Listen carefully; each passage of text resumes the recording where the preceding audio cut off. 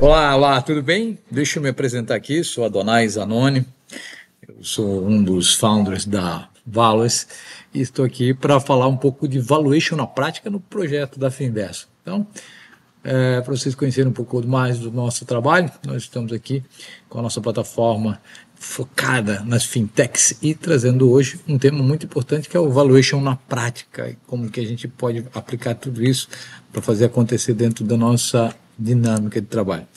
E aí, antes de mais nada, eu queria fazer um pequeno disclaimer que todo esse conteúdo que você está recebendo aqui é um conteúdo educacional e as informações aqui, elas não constituem recomendação de investimento, oferta ou solicitação para compra ou venda de ativos. Cada participante é responsável por suas próprias decisões e deve buscar orientação profissional quando necessário. E a gente fala muito nos nossos cursos de valuation que o importante aqui é entender a tese de investimento que o investidor aplica no seu dia a dia. Fora isso, a gente tem aqui bastante coisa para aprender. Então, como fazer ou como entender a forma de fazer valuation de forma prática e objetiva? Não, a nossa experiência, ela vem de uma experiência de mais de 5 anos nesse modelo de transformação de empresas por meio do valuation, mais 25 anos de experiência em mentoria estratégica. E aí nós construímos uma plataforma que depois a gente também vai fazer um bate-papo e a gente vai fazer uma viagem na jornada da plataforma, tá ok? Então, bora lá então para a gente pensar um pouco mais sobre como que a gente pode fazer tudo isso acontecer. Bom, nossas fontes de inspiração são o Damodaran, que é o grande papa do valuation no mundo, e aqui no Brasil o Alexandre da Saf Neto, e aqui também tem algumas recomendações importantes e alguns cursos que foram feitos na área financeira. O nosso time, tudo, tem especialização na área financeira, então aqui são algumas oportunidades para que você depois possa pesquisar, possa buscar um pouco mais de conhecimento. Agora, às vezes a gente se questiona qual é o grande papel do valuation, qual é a importância do valuation na vida das empresas. Primeiro, o valuation ajuda a determinar o valor justo da sua companhia, do seu ativo, da sua empresa. Para os investidores e gestores, entender o valor é crucial para tomar decisões informadas sobre compra, venda e manutenção de um investimento, assegurando que eles não paguem demais por um ativo e o vendam por menos o que ele vale. Então aqui a gente está falando de preço justo. Segundo ponto. O valuation é muito importante para a atração de investimentos, porque para as empresas um valuation bem fundamentado, ele não somente atrai investidores, mas ele faz um panorama, demonstra como é o estágio da sua empresa naquele momento específico. Então isso é importante, que pode atrair investidores ao demonstrar o quanto realmente vale a sua empresa. Ele também serve como uma ferramenta vital para levantar capital, ou seja, você cria uma defesa para a captura do investimento, negociar fusões e aquisições, que a gente fala dos M&As, e para discussão com stakeholders. Isso também é fundamental, a utilização do valuation.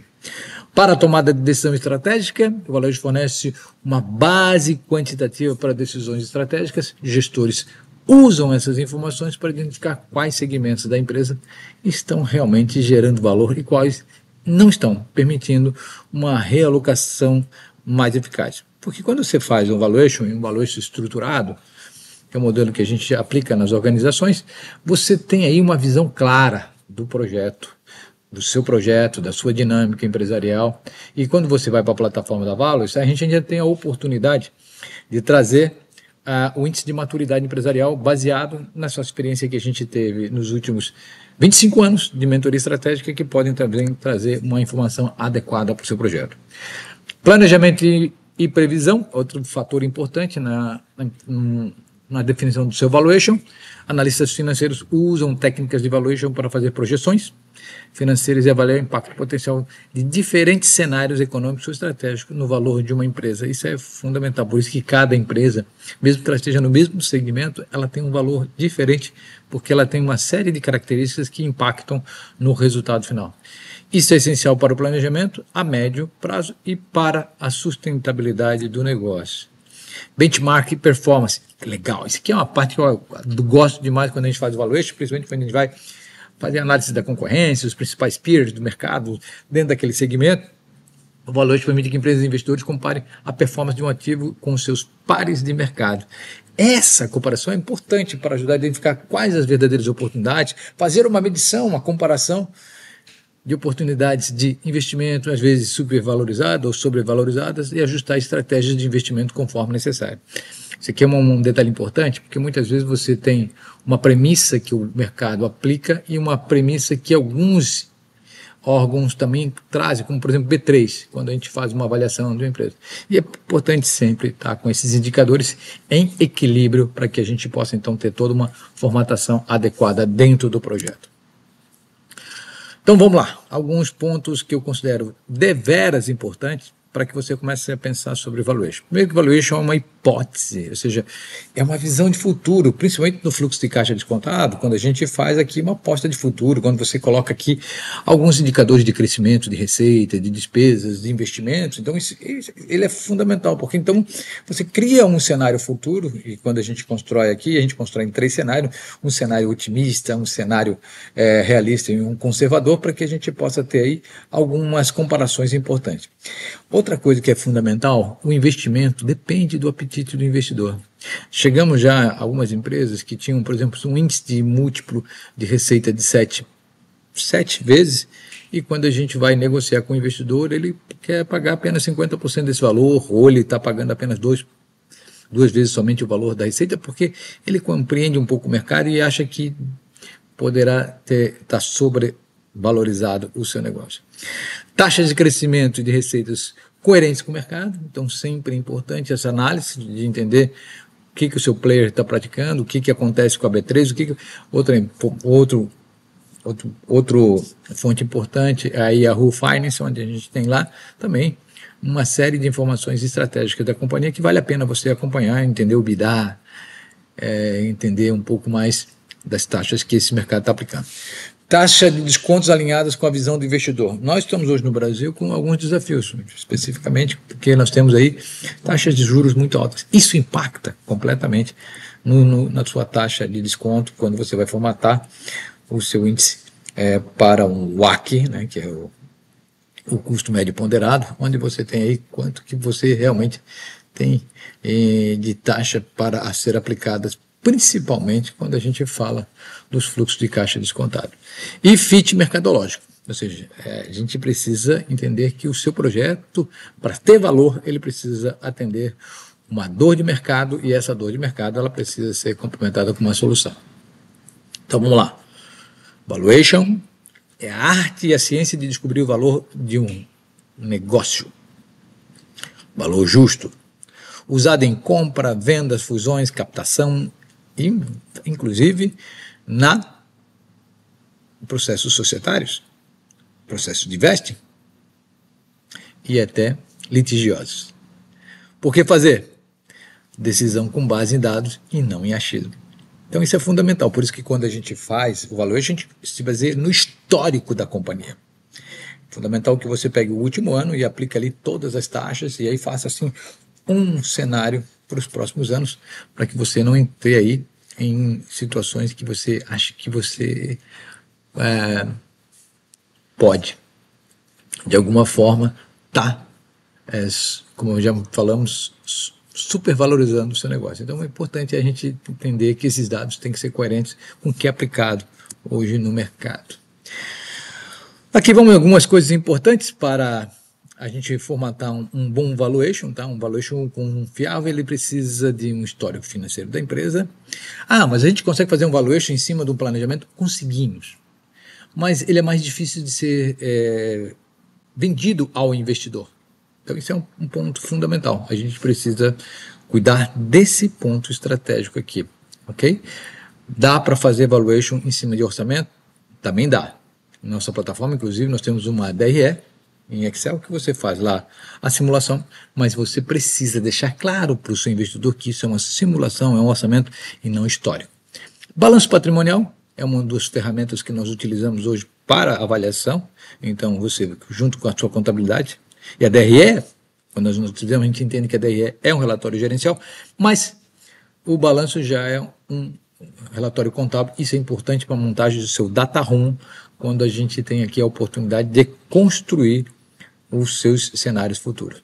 Então, aqui a DRE é a demonstração de resultado, e também nós trabalhamos com o fluxo de caixa, que é importante, ou seja, o que a tua companhia realmente gera de caixa.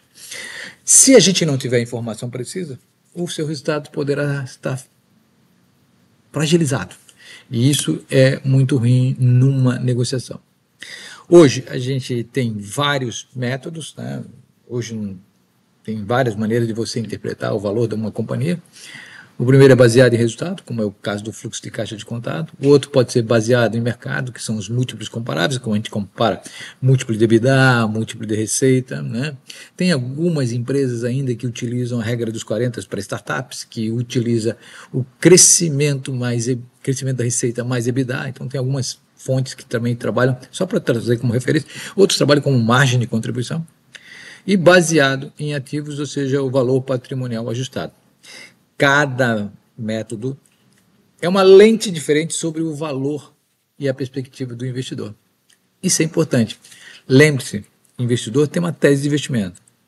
Geralmente, você precisa se ajustar a essa tese. Bom, na visão geral, então, nós temos o fluxo de caixa descontado, que hoje é um dos mais reconhecidos, junto com o EBITDA, que é o que realmente você gera de caixa, regra dos múltiplos, método dos 40, receita recorrente mensal, receita recorrente anual, avaliação pelo patrimônio líquido e avaliação pelo crescimento da margem bruta são alguns dos itens, dos modelos e métodos que são aplicados para o valuation.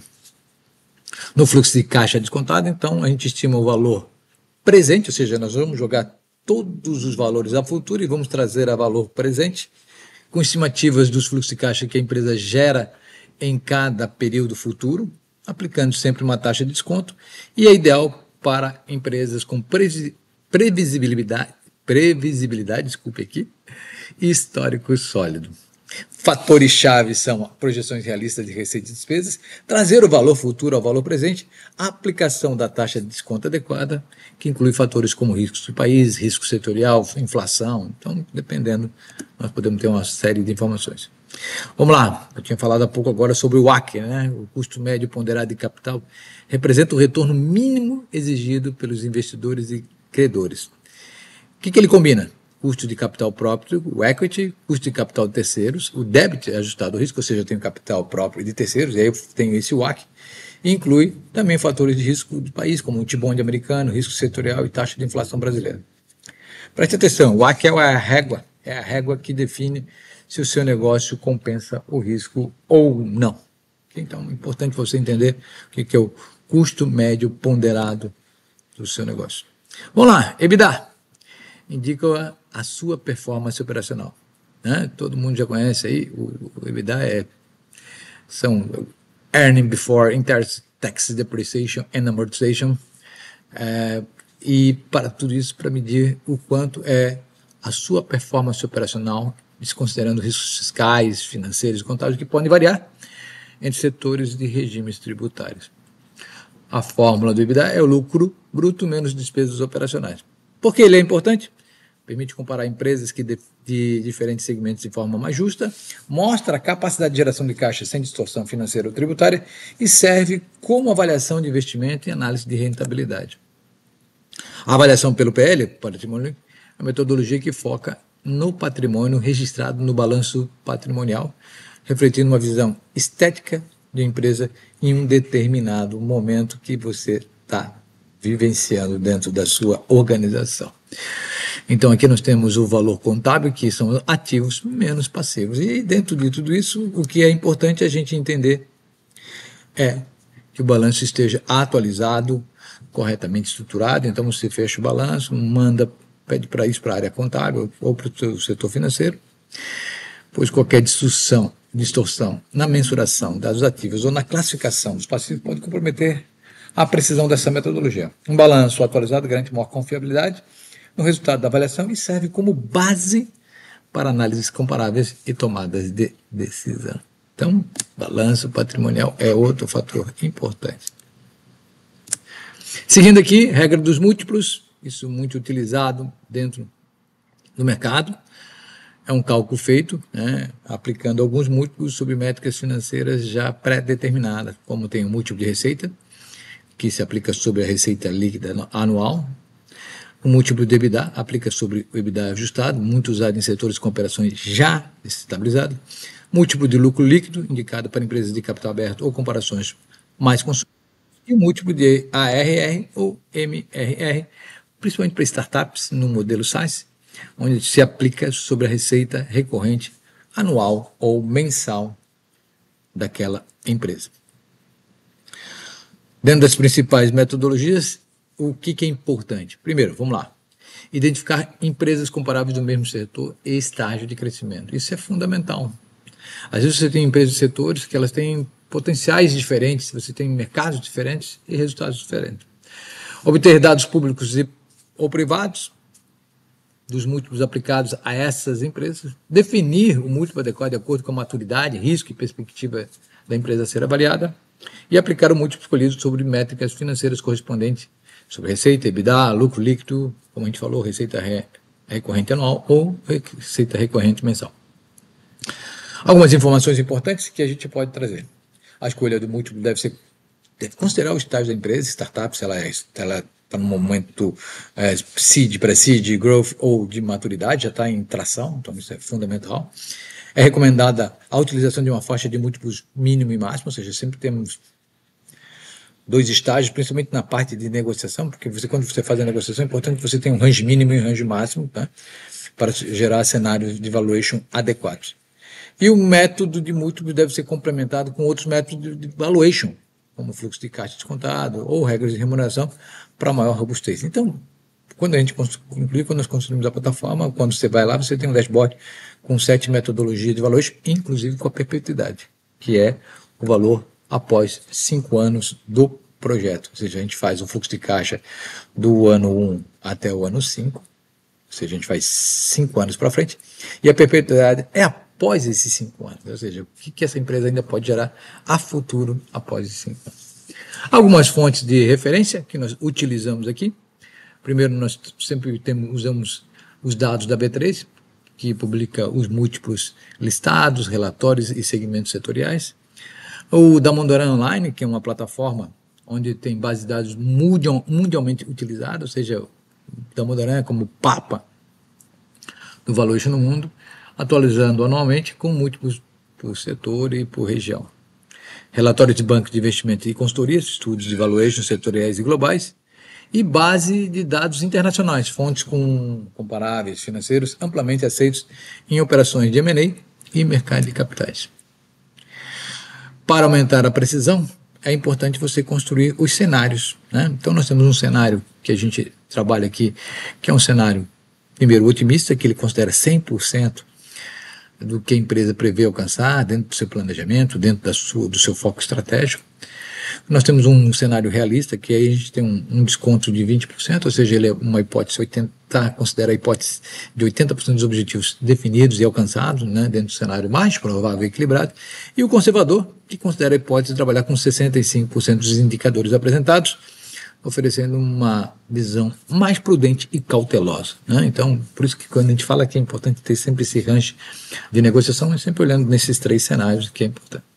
E é fundamental lembrar que cada investidor possui a sua própria tese de investimento. Por isso, é comum que a oferta apresentada seja menor que os números projetados no seu valuation. Estamos falando de negócio, compras e vendas, reforçando a importância de preparar cenários distintos e fundamentados para fortalecer a sua negociação.